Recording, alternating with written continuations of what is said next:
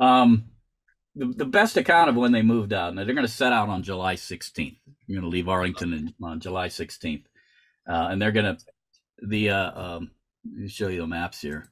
Here's kind of the layout.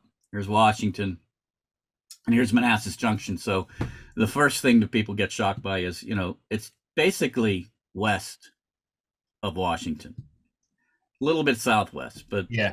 Not directly everybody, out. Yeah, yeah, yeah. yeah, people tend to like want to orient it north, move from the north towards the Yeah, south. yeah. Um, One of the convenient things of the battle is that the Union Army does advance south once it gets onto the field, unlike Gettysburg, where it's vice versa. The wrong way around, yeah, yeah. Um, so this is just kind of an overall where everything's located. Fairfax State. This is where the initial experiences with the Confederate line are going to hit, because while the Confederate line is basically on the line of Bull Run, the actual waterway, they did have forward positions at Fairfax and Fairfax Station and those areas They're over there. withdrawing back as Yeah, the federal forces are right. coming. As they plan to do, of course the uh, Union soldiers are going to interpret that as we made them run away. Yeah. But the whole plan was basically to fall back. Sorry about these little notifications that are popping up there. Um,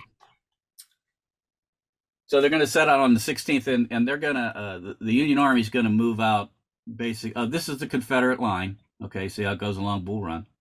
So you can see I had established this line starting in the springtime, and basically the line was set up under the command of a guy named Robert E. Lee. Okay, which people don't usually associate with First Bull Run, but Oh, yeah. there was an evolution of command in the Confederacy, because initially all the states were just by themselves. Virginia hadn't yet joined the Confederacy after it seceded, so there was the development of Virginia troops and a Virginia chain of command, and then a provisional chain of command, and then finally the Confederate, when they got all consolidated, the Confederate chain of command, which was what was established by the time of the battle. Okay. Um, that's a little too involved, but let's just say that this guy here, Philip St. George, either pronounced Cook or Cock, different pronunciations. It's confusing because there was a Philip St. George Cook in the Union Army, who Really? was What? who was now this to confuse him more is he was Jeb Stuart's father-in-law. What? but no relation apparently to this Philip St. George Cook or Cock. Right. But anyway, he was in command at the very beginning. A long, tragic story. He blows brains out day after Christmas, 1861. But we can't talk about everything. So this is now oriented. East is up the top here, and west is down the bottom. But this is the way that the Union Army is going to move out, basically in 3 columns. Okay, and the 69th will be in this northernmost column. It's going to go through Vienna and then Germantown. Yeah. Yodoki. The best account of this march is going to come from Thomas Francis Meagher. I've got it up on 3 parts in my site. You've probably read it before, Damien. It's really, really, really good. Yeah. The last days of the 69th in Virginia. Yes. Yeah. Yeah, and in that title is a big hint as to what happens to the 69th New York State Militia in the Civil War. Yeah, this is true. Yeah, this is true. This is true. It is a big hint. So they're going to march out, and like I said, he's got a lot of accounts. I could go into a little bit more, but my favorite is when they're going through Centerville. Centerville is right here. Yeah. Okay.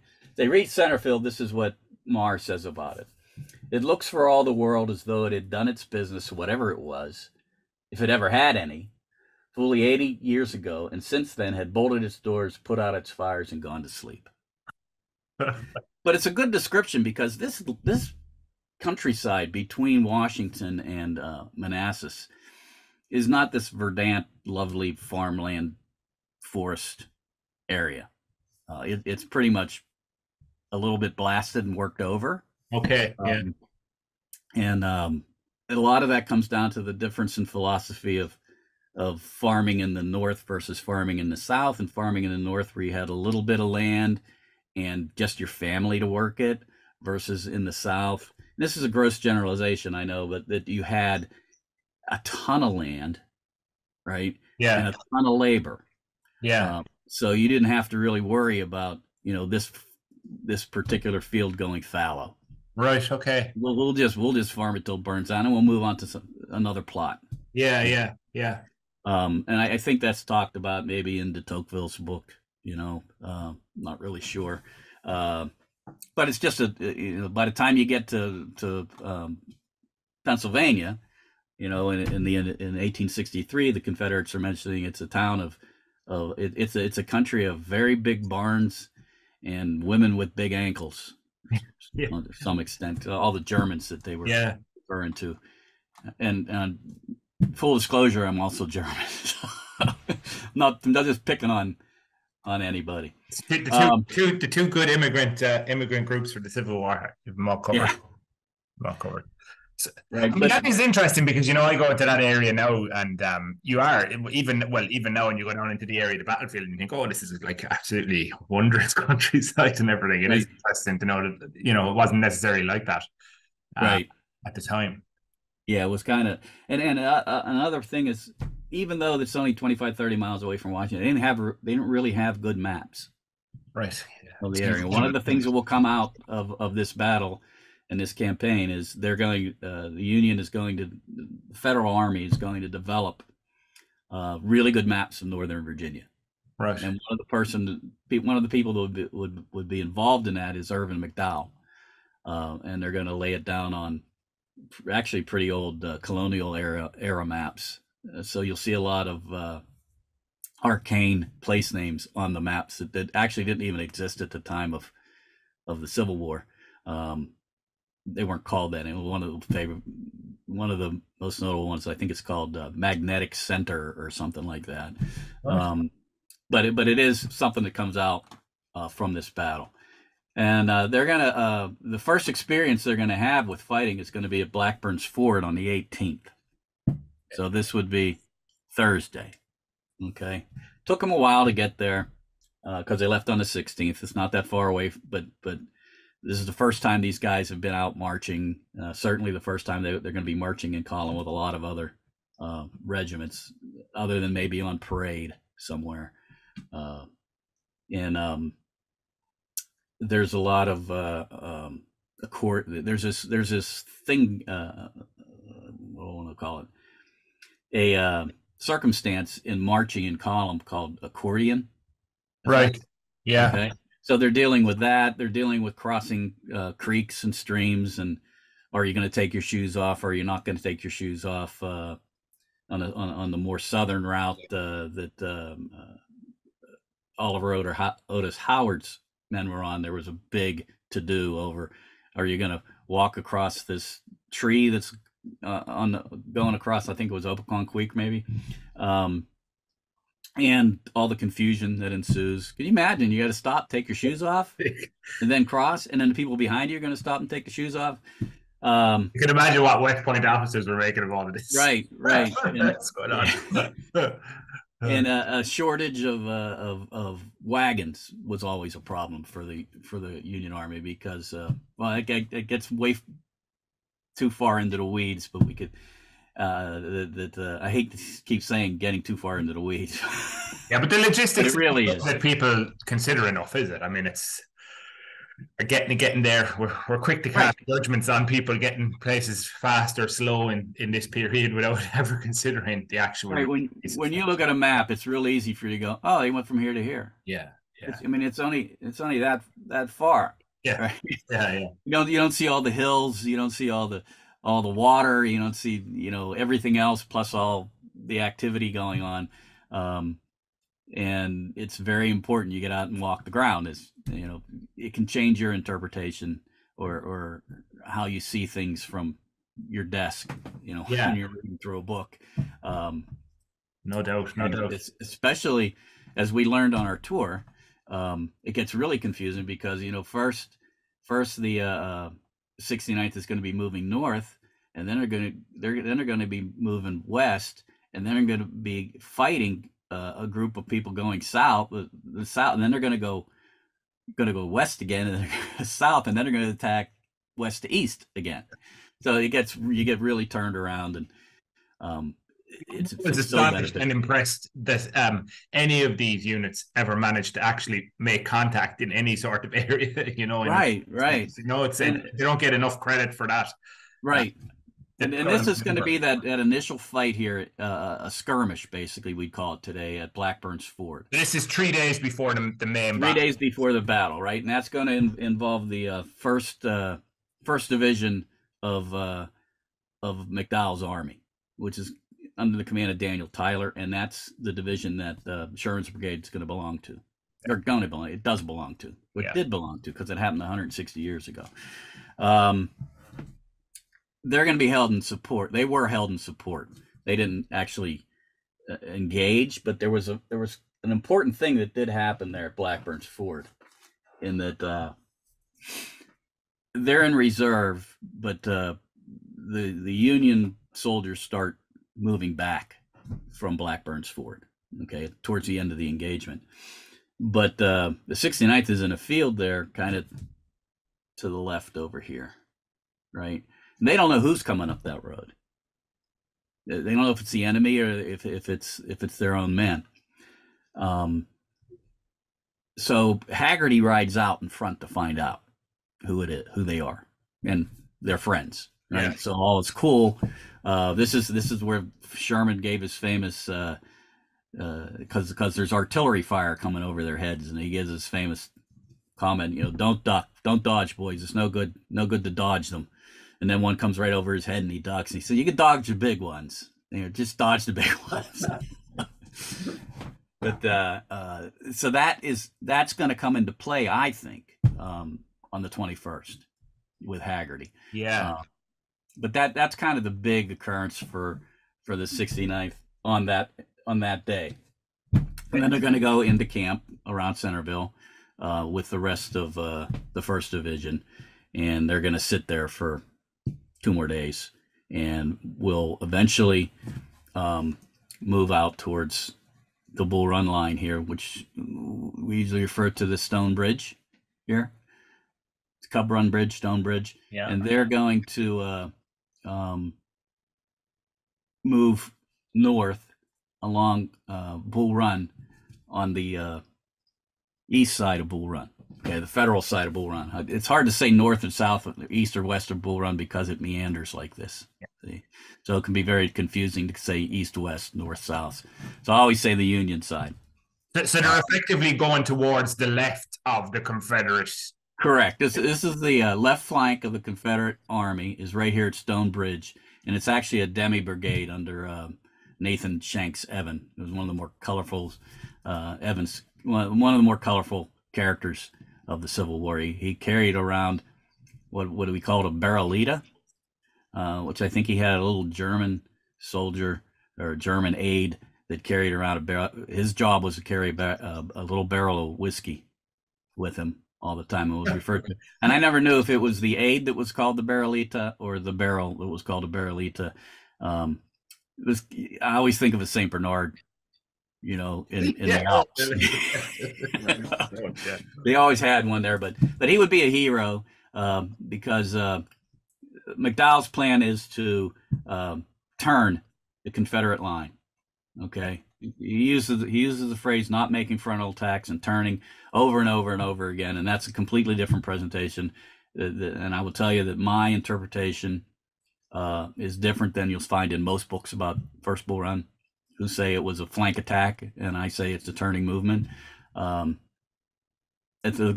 person who comes closest to me on that is John Hennessy, who probably has written the best book on First Bull Run. First Battle of Bull Run and End to Innocence, I think it's called. Oh no, he calls it First Battle of Manassas.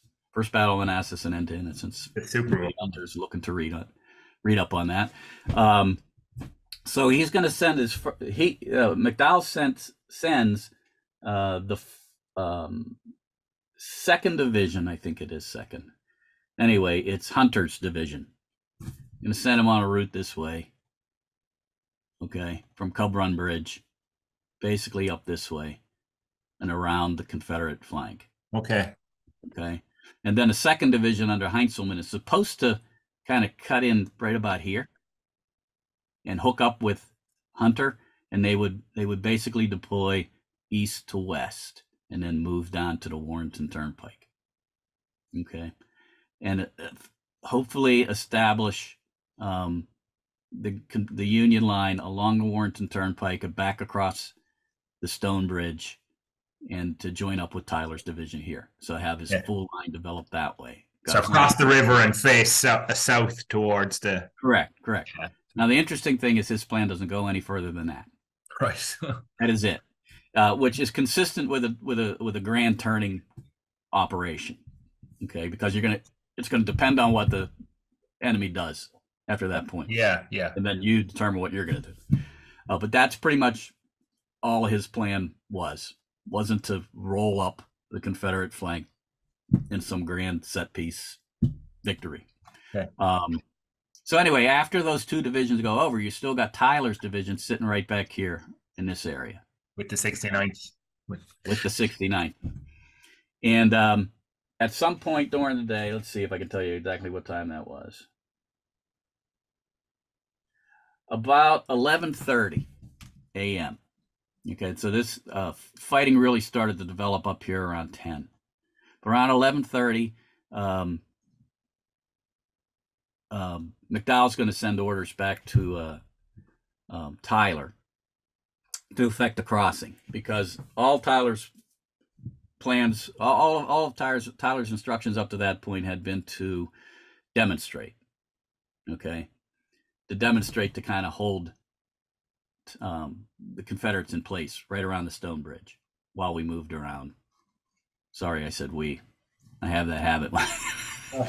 I'm an unreconstructed Union man. Yeah. And then around 11:30, they're going to get orders to go. So Sherman already knew where he wanted to cross because he had scouted it out. And it was going to be up around this ford right here. Okay.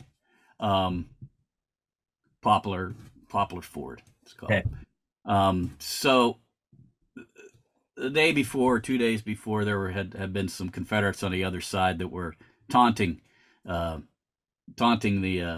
Union soldiers of Sherman's brigade, calling them black Yankees or abolitionists and things like that, and essentially doing what Mel Gibson did before the Battle of whatever it was, where they said, "Show them, turn around and lift your kilts." Yeah. The Battle of Stirling Bridge. Stirling Bridge. That's it.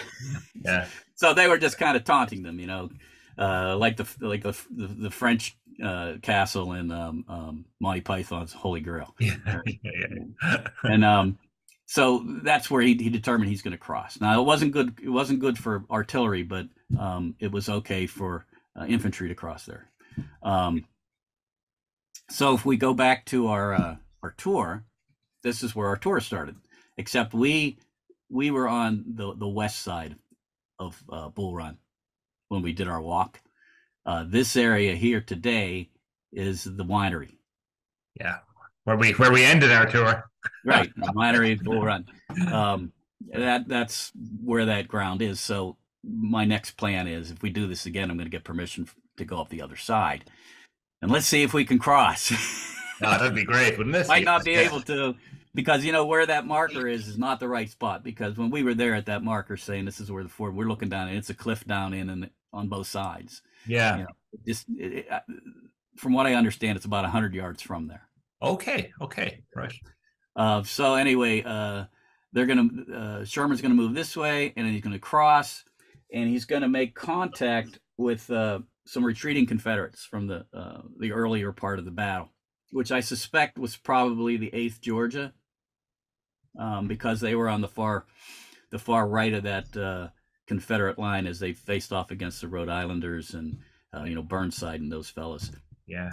And while this is going on, Burnside and Porter of Hunter's division are pushing the Confederates south. Okay, because there's reinforcements coming up here. Stonewall Jackson sent reinforcements up there, and I might as well just show you. Okay, here's the planned movement that we described already. And there's Heintzelman coming across. There's Tyler back here.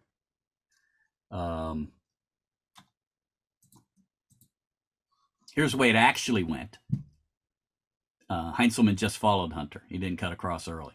He couldn't find that. He couldn't find that ford that had supposedly been scoped out for him. And they're going to move basically down in a southern way, and right here, this is Matthews Hill. All right, Burnside's going to start fighting the Confederates there, and these are our boys. Then there are our guys right down here. Okay. I mean, these aren't our guys. I'm sorry. Our guys still haven't entered the field. Okay. This is Evans.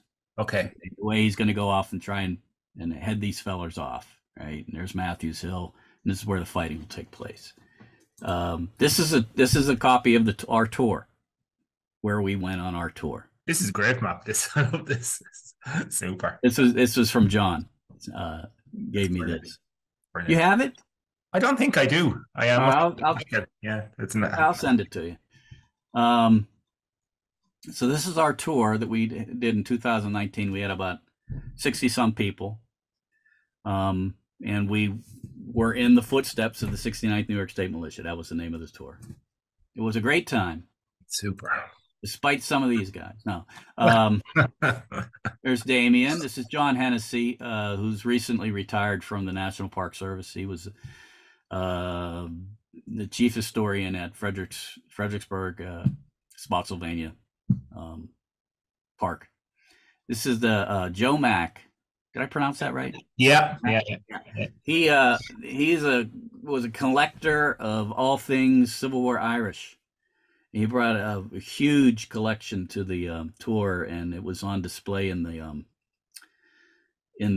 Henry House, the reconstructed post-war Henry House, and it was a big hit with everybody. And he's a great guy, and unfortunately, he died from the effects of COVID infection.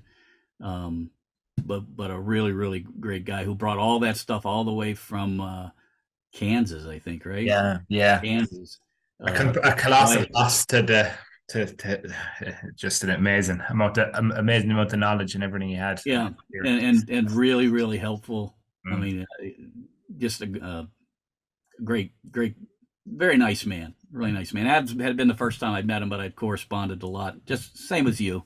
Yeah. That's the first time I'd met you. Yeah, that's right. And then this formerly much fatter guy. With who now has a fake knee, so it doesn't go in like that anymore. See, it's all strict. But we very much miss Joe. As anybody interested in the Irish and the American Civil War, they all owe him a lot. Very much so. Research he did and everything else on all those photos and ephemera that he had. Yeah, just a great guy. Really miss him. But anyway, our first stop as we started our walk was at what was supposedly Farm Fort, and there's a wayside marker there. Now, here's us on the field. So we come Sherman's brigade with the 69th in the lead. Have no cross. Basically where Heintzelman was supposed to cross, and their orders are to effect a junction with Hunter. Okay, specifically cross the run and go link up with Hunter. All right, and this looks very simple here, but as these coming photos will show you, this is kind of what the ground looks like, right? And it's very, very rolling, so you can't necessarily see what's going on everywhere, but you could see some of the stuff. This is the first place they came out on the field. I think at this point we're talking about their engagement with the 8th, probably the 8th Georgia, and where Haggerty bought the farm. Yeah. Now, how'd that come about? And you'll read these accounts of what Haggerty was doing. Basically, will say he was going out to challenge the Confederates. Yeah. Which makes absolutely no sense. No.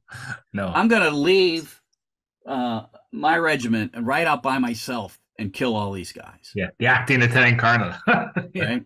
Yeah. But if you think about what happened on the 18th, it makes perfect sense. He was trying to go out and find out who they were. Yeah. This time it was not Friend.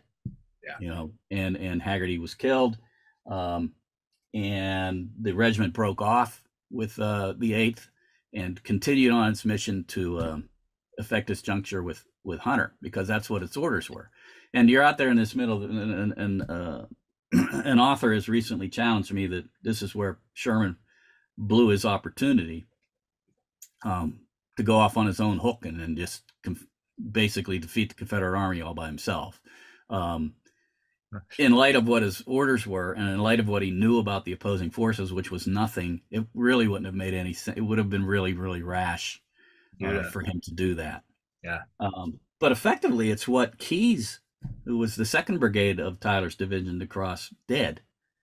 They didn't go to join up with Hunter. They basically set off on their own half-witted or half-hearted attack across the Warren Turnpike south.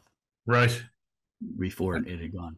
I mean, I do remember when we were walking up there, like it seemed really complex to get, like, I mean, obviously it's straight, but it does, to actually get to that position from where they were on the other side of the ford was no easy. Yeah, it's confusing because here's where we first stepped out on the field.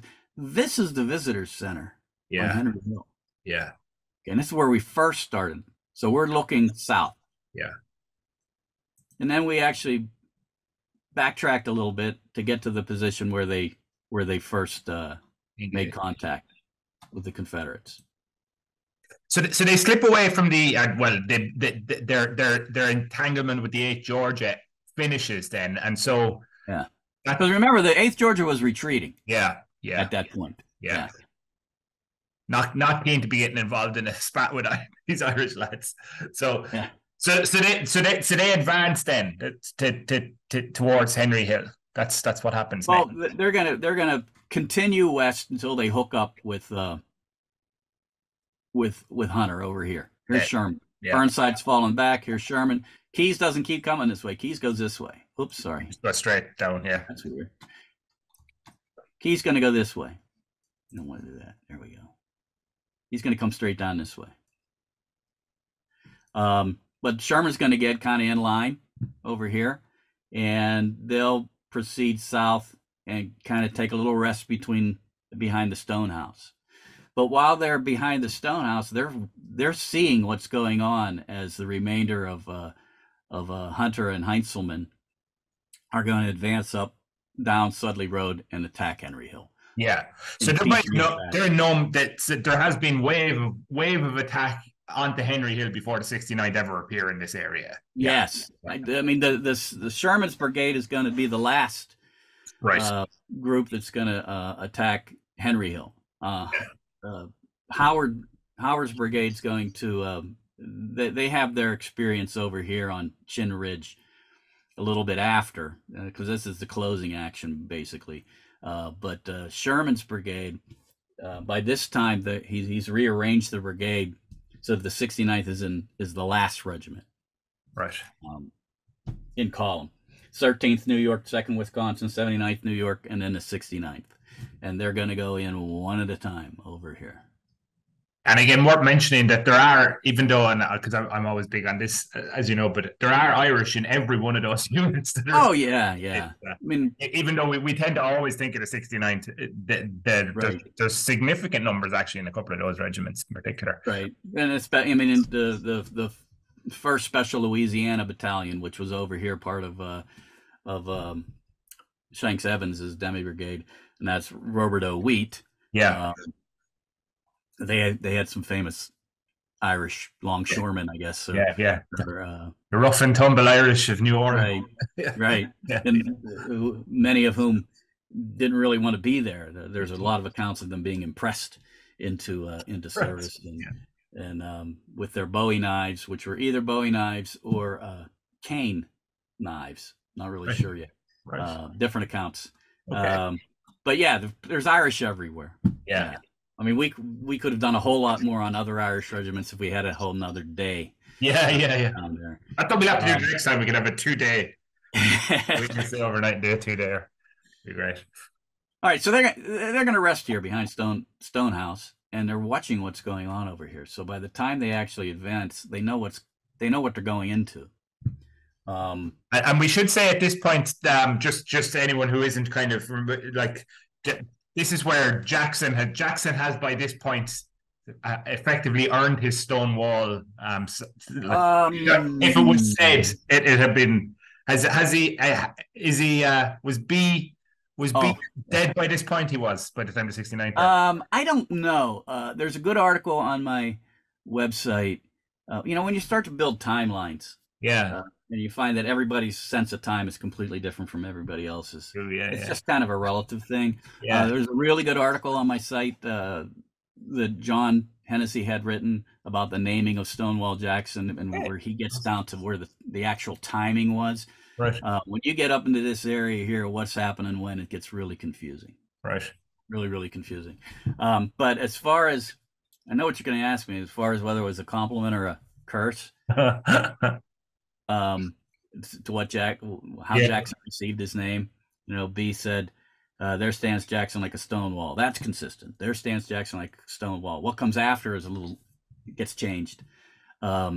Because where he got that name, Stonewall Jackson, was the result of a account that was written for a South Carolina paper, I think a Charleston paper, about B, because B was a South Carolinian. So this was not an article about T.J. Jackson. Yeah, okay.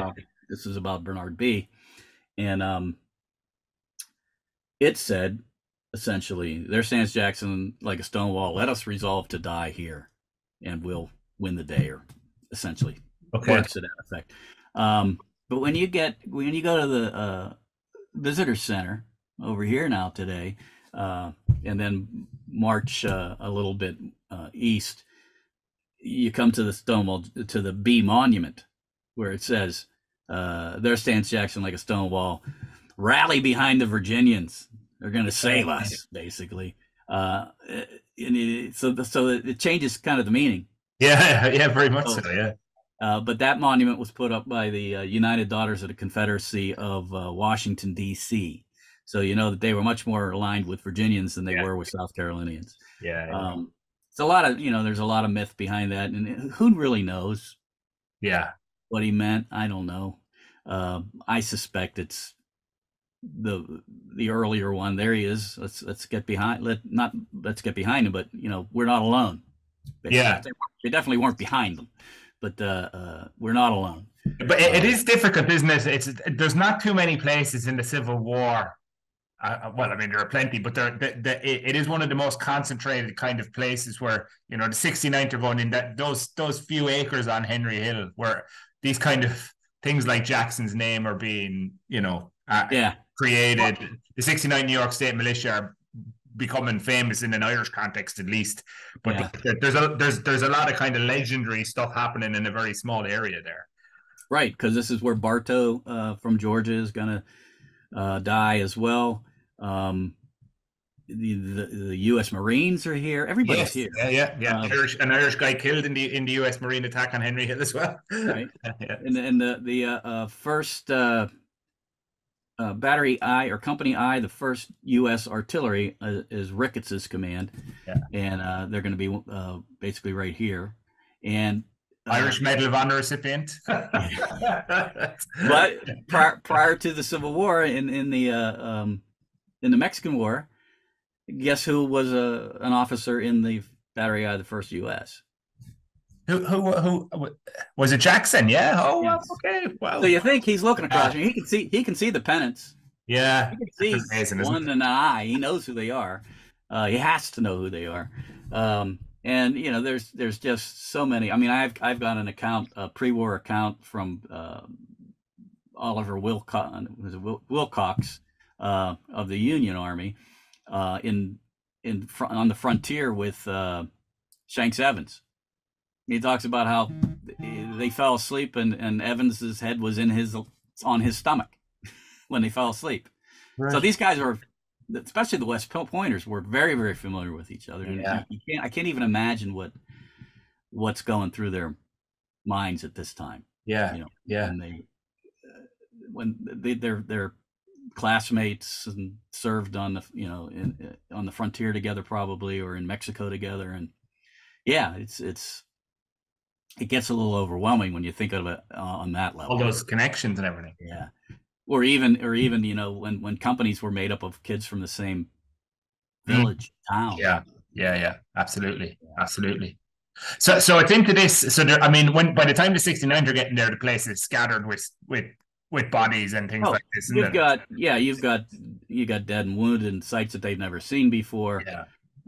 You've gone from, hey, I've never slept in the field before, to now I'm seeing people's bodies that are being horribly disfigured, and that's one of the interesting things about studying First Bull Run is they write about that. Yeah. Now, by 1862, 1863, they might not even mention that. Yeah, they're inured to it completely. Right. Right. Yeah. And I just gave a talk on atrocities at First Bull Run, and what was considered an atrocity at that time. They had a whole series of hearings on it. It's not what you consider an atrocity later in the war. A year later. Okay, yeah. Men were buried face down. That's an atrocity at this point. It's amazing. And the innocence of it is unbelievable. Yeah. Okay, so there, and here you can see Keyes's failed attempt. Some people call it a missed opportunity. These are John Hennessy's maps, by the way. I should let you know that. Yeah. Okay. All right. So now you've got this development over here. This is all this fighting going on. You see the 11th New York, which is Ellsworth's Zouaves. Here's the Marines in support of Ricketts. Here's where Griffin's going to send these two guns around. Some people think this is where the battle was lost when the Federal artillery advanced over towards Henry House Hill, so thus taking away the advantage of their longer range. Okay, because they had rifled guns, 10-pounders, mostly, or James rifles, James guns, James rifled guns, some of those too. And so some people believe the decision to move the artillery over here to Henry Hill was kind of fatal. I don't necessarily agree with it, but that's what some people say. And you can see that there's a lot of fighting here. Griffin's guns are being taken, the Griffin guns are being retaken, Ricketts's guns are being taken and retaken. There's a lot of back and forth here. First Michigan, this is First Michigan, 14th Brooklyn, who were the only regiment wearing red pants that day. And there were a good few Irish in the 14th Brooklyn as well, wasn't there? Yeah. But they were the only, because everybody will talk about the 11th New York and their red pants. They didn't have red pants. Okay, so if you were really talking about red pants on this part of the field, you're talking about 14th Brooklyn, or that the 11th New York are Zouaves. So you say, hey, it's safe for me to say they had red pants on, but they didn't. They didn't even have their Zouave uniforms anymore by that time. So let's move up to see what our guys are doing. All right, so here they start to advance down, or they may refer to it as up Sudley Road. The reason they might refer to it as up is here's us going up. This is Sudley Road. So this action is going to be taking place around here. I was very struck when we were going up that as well, and again the kind of dips and swales and stuff. You could see very much how the land would be like you could use it both for attack or defense. You can be guards from someone and can be concealed from them or completely exposed. Right. So there's going to be some. Everybody is kind of on their own hook once they've gone into action and fallen back. Yeah. Then they're going to decide to themselves, am I going to go back here? Because this is a sunken road. Am I going to go back? There's like a line of woods here. Am I going to go hide behind these? or am I just going to keep fighting and I'm just join whoever I can join? Yeah. Which was going on both sides as well. So the kind of individual, almost regimental brigade decisions and stuff that Right. occurring. Yeah, the fighting on Matthews Hill was really more what you think of as a set piece, because they definitely Burnside definitely deployed in line of battle. Okay. Yeah. And then the Confederates, when they got over B and Bartow and Evans, they were kind of in line of battle as well. But when you get up here, the Union starts attacking in one regiment at a time, basically. Very inefficient way of attacking a position. So these units that were north of the Henry House, for the Confederates, that was going to mostly be the 5th Virginia and Hampton's Legion. Yeah. Okay. There was a lot of confusion regarding friends and enemies. The fighting swirled around the Henry House and Ricketts's guns. Okay, by the time Sherman got over there, and Sherman was focused on Ricketts's guns. He sent his regiments up the slope toward the guns and the house one at a time. First in was the 13th New York. But they went to ground very quickly, and amid cries of "You are firing on your friends." This is going to be repeated all afternoon. Confederate First National Flag, which is the stars, which we call the Stars and Bars today, but some people, when they hear Stars and Bars, they think of the battle flag. But it's the First National Flag, which had red, white, and blue stripes and a blue canton, same as Old Glory. Yeah. But there was no wind that day. It was very hot and windless day, so the flags on their staves would just kind of be drooping around it. So you could see how they could be mistaken for the United States flag. Yeah, yeah. Now that's not the way that they would say. They deliberately lured us in by showing our flag. Well, and this is why after this battle, they would start trying to come up with a better flag. Right, it comes from here. Because, if the confusion is on one side, it's going to be on the other side as well. And it did lead Beauregard to push for a battle flag to be used, which is the I don't know what cross that is, St. George's Cross or something like that. The red flag with the crossed stars. Right. Yeah. Yeah. Okay. Then the 2nd Wisconsin would go in. And they were gray. So they were fired on first by friends, including the 69th New York State Militia, who not only fired on them when they were going, when they were coming back. They didn't fire on them when they were going out, but when they were coming back, they said, "Here comes those boys in gray," and they actually did fire on them. Did the 2nd Wisconsin hold any bad blood in relation to that afterwards, or have you ever come across anything in relation to these? I mean, there were Irish in the 2nd Wisconsin too, but the like the fact that they did that to them, or have you ever come across any? Well, see, the 2nd was after this was going to go into the famous Irish Iron Brigade. Yeah. And I haven't read anything like long lasting about that, but at the time they weren't happy about it. I can imagine. I mean, it speaks but, to there's a lot of anti-Irish stuff going on in the United States with the not the wide awakes, but the know nothings. Yeah. And anti-immigrant, a lot like Gangs of New York. Don't mind him. He used to be Irish, right? Yeah. But and a fair degree of level prejudice, even where it wasn't overt, I think, as well. That yeah. Kind of probably the most overt you're going to come across is like if the Harvard Regiment. Mm-hmm. The 20th Massachusetts, you'll read a lot. They were like virulently anti-Irish. Yeah. There's some really interesting elements of that. Like, I think you can even see in some of the even in the 20th Mass, because I actually look at them in one bit of some work I'm doing where you can see one of the officers who's really anti-Irish, but when some of his, as the war goes on, he seems to kind of have a link to them that, you know, so when they die, he expresses how sorry he is that they've died, their family and stuff, you know, while not changing his views on Irish people. It's a kind of an interesting dynamic in that. Well, I mean, the case with well, what I always think is really interesting about that, you can kind of almost sense the kind of panic and chaos when when they're shooting into the second Wisconsin like that. Well, and twice, as you say, like to do it twice too. I mean, it's famous, the confusion over the flags and the uniforms, and it's nice when you can actually find support for that. Where the people, the actors are actually writing about it, so you know it really happened.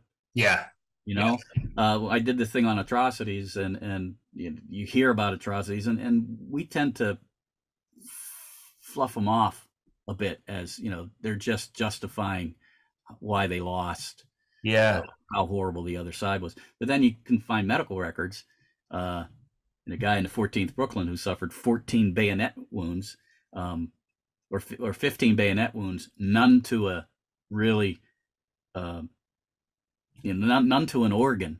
He did lose one of his testicles. Why are you getting stabbed 15 times?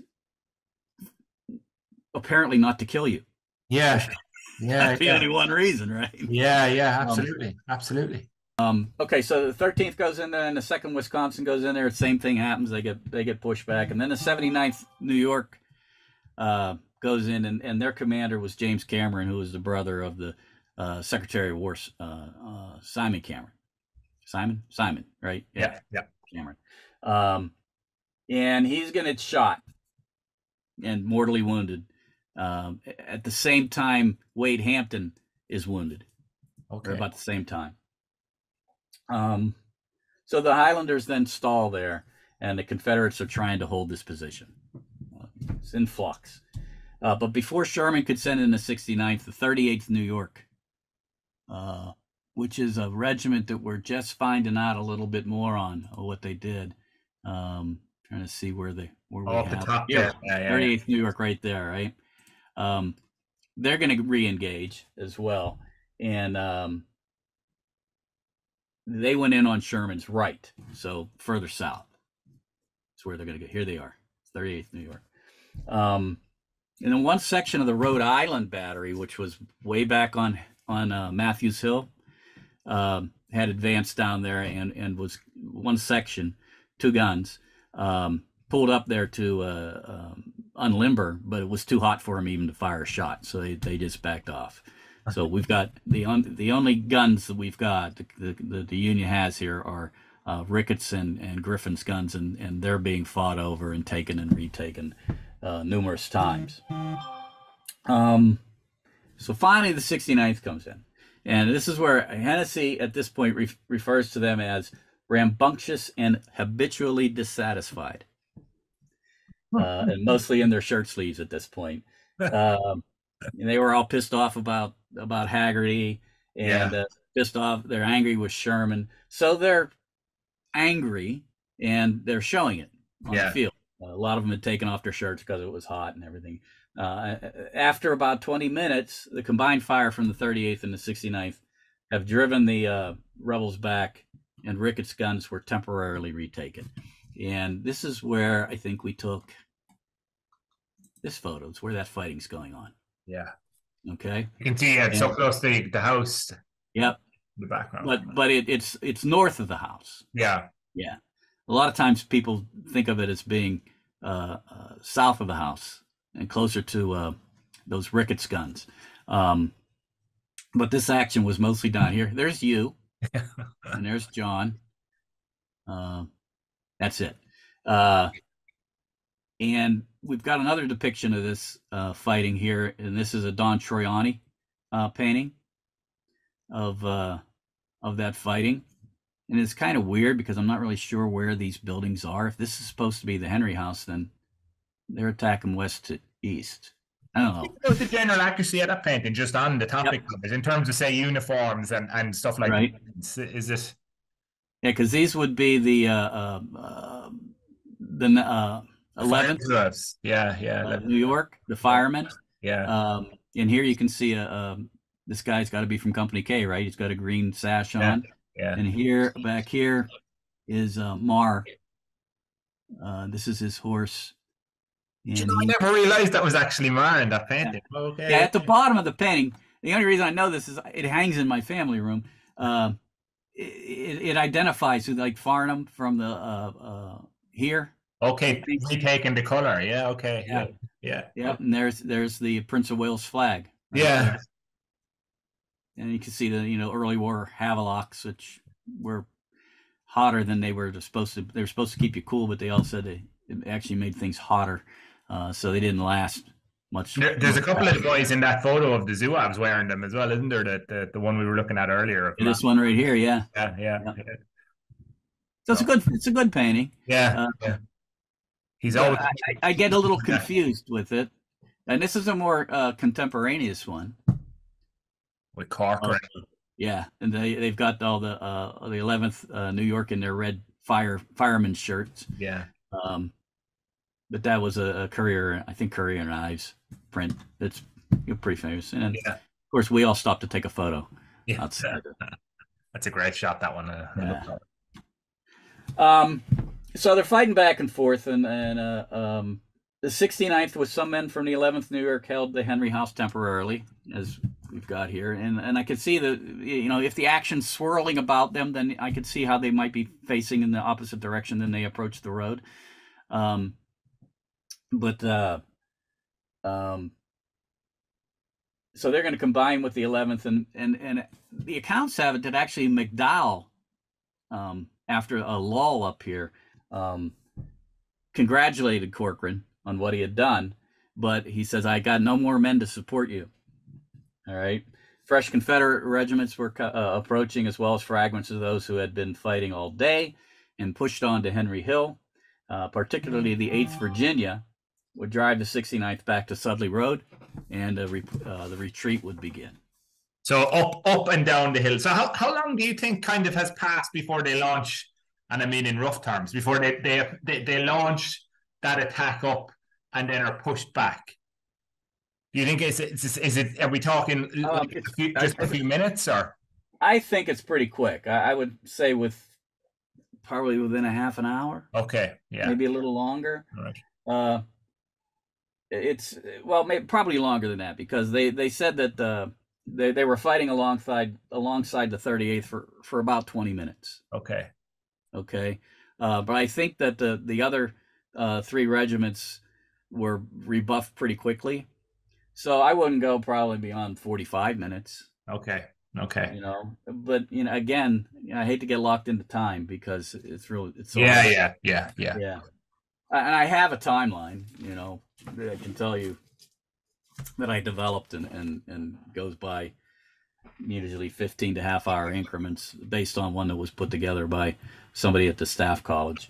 And I kind of inserted other things into it, but timelines are nice and necessary for development of a narrative and to put things in perspective relatively. Yeah. But exactly how much time it takes, Yeah. for these guys, they probably thought it was about 2 hours. Or 3 hours, Yeah. A lifetime. Right.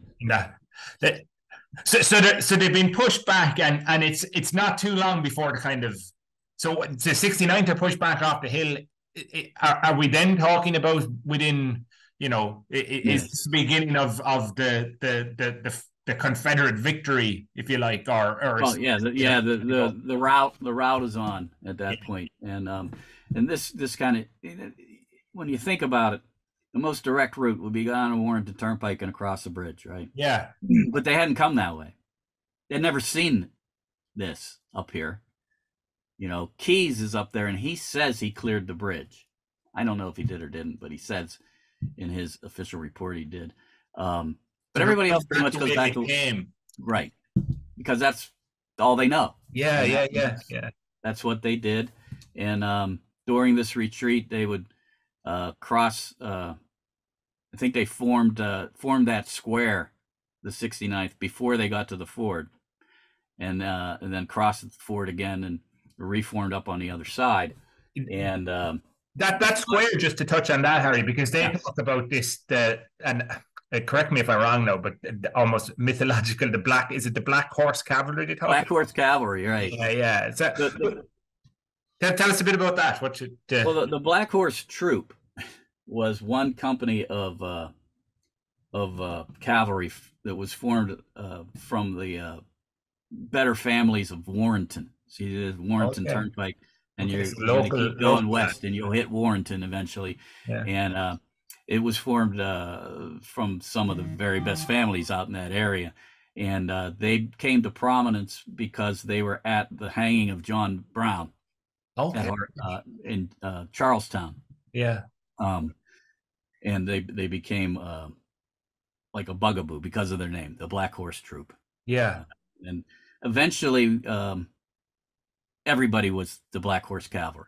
Any Confederate cavalry was, as far as the Union was concerned. Yeah. Because if you're going to get attacked by cavalry and beat up by them, it's going to be the Black Horse Cavalry. Yeah. Now the Confederates had their own Black Horse Cavalry on the Union side, which was Sherman's Battery. Okay, right. Sherman's Battery was actually commanded by Romaine Ayres, and never crossed Bull Run at the battle. But every battery over here, every Union battery over here would be referred to as Sherman's Battery by somebody. Right. And it was attached to Sherman's Brigade, but it wasn't called Sherman's Battery because of William T. Sherman. It was called Sherman's Battery from pre-war Thomas W. Sherman, whose nickname was Tim. So it's confusing enough that it's Sherman and Sherman, but it's WT and TW. And he was he was down south at this time, I believe. So it was just coincidental that Sherman's Battery was in Sherman's Brigade. Right. Okay. So yeah, the Black Horse. There was this fear of being attacked by cavalry, and the Confederates had a lot more cavalry on the field than the Federals did. So we don't know who the cavalry was that actually attacked the 69th in that position, or do we? Do you have a suspicion? I don't know that they were actually attacked. Yeah. Okay. Yeah. Tell us. Yeah. Tell us what they were afraid of it. Yeah. They were afraid they were going to be attacked. So and they knew how to form a square, so they did it. Yeah. There was Confederate cavalry that was going to be pursuing on the retreat, and some of them were the actual Black Horse Troop that were stationed over in this area during the battle. Stuart's cavalry was what was causing all the havoc in the Sudley Road. Okay. But the Black Horse Troop at this point had not been attached formerly to a regiment or to Stuart's command. Okay. They were actually part of Beauregard's forces, and Stuart's were part of Johnston's forces. Later, they'd become part of, I believe, the 4th Virginia Cavalry. Okay. I think it would be under the command of Stuart. But so the 69 probably never saw them if they were down a bit further off the field. Probably not. Yeah. Although they did come up and they were pursuing along the Warrenton Turnpike, and they definitely were pursuing Peter Haynes's artillery out the Warrenton Turnpike, because there's accounts of that. But I don't know that they actually did encounter any cavalry. I could, I'll probably check after this, and I'll say, oh yeah. Yeah, no, it's just a kind of an interesting aside, because you do like, it's in they always talk about it in the contemporary prints and everything, but but the 69th have kind of maintained a significant amount of their cohesion then as a unit still, have they, when they're on this retreat so far, when they're forming this square, presumably, at least a group of them have. And it has to be a pretty big group. To do a square. Yeah. It has 4 sides and I think 2 ranks. Yeah. But Rorty did write an account. He says that when our attack failed and the retreat began, Colonel Corcoran endeavored to cover it by forming his men in square, in which order it moved to the point at which we crossed Bull Run. So it went right back to where they were. We're on account of the woods and the narrowness of the path down to the bluffs that formed the west bank. It had to be reduced to a column. So they went back to column. Sherman who was in the square, this is Rorty making sure he was in the square, told the men to get away as fast as they could as the enemy's cavalry were coming. So he's basically saying Sherman panicked. This prevented Colonel Corcoran from reforming the men on the other side of the run, a movement which would have not only effectually repelled the enemy, but would also have covered the retreat of every battery lost subsequently. All Sherman's fault. Yeah. It was in his efforts to remedy the disorder and straggling caused by this license to run that Colonel Corcoran, he has something parenthetical there, was cut off from the main body of the regiment by the enemy's horse, and being able to rally only 9 men, moved into a small house, which was probably the toll house on Warrenton Turnpike by what's now I think called Post Office Road. Okay. There. To make a better defense, but was induced by some of his officers to surrender as resistance was hopeless. That's how it's gone, Harry? It is, or is it still there? The toll house itself? Yeah.